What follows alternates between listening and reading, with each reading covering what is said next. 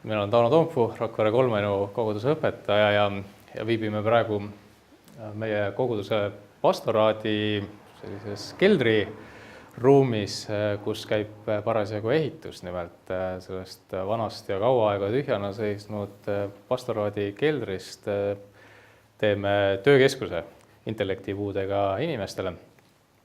Selle aasta lõpuks peaks see ehitus ilusti valmis saama ja ruumid olema sellises korras, et siia saavad tulla sisse inimesed, kes ise ka avatud tööturul eriti konkurentsivõimelised ei ole, aga nad on võimelised mingit lihtsamat tööd tegema.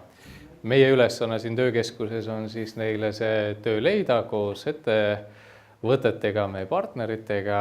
Nad siin teevad selle töö valmis ja ettevõtted saavad kasu ja need inimesed siis saavad tuge.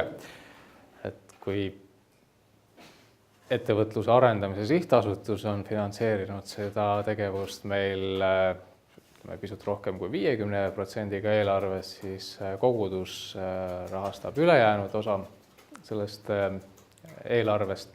Aga kui see ruumid valmis saavad, siis tegelikult meil puudu on veel sellised töölauad ja võib-olla mõned lihtsamad tööpingid, et see ruum, kus praegu oleme, sest me oleme ette kujutanud, et siia võiks tulla üks puutööpink ja võib-olla mõni puurpink ja veel sellist poistele, ütleme siis puutöö tegemise ruum, siis meil on lisaks veel 2 ruumi siin, kus oleks siis ühte võimalik panna näiteks kangasteljed ja ühte siis selline lihtsalt töölaud, mille taga siis inimesed saavad mingit kas voltimistööd või kleepimistööd või mõnda lihtsamat sellist tööd teha. Nii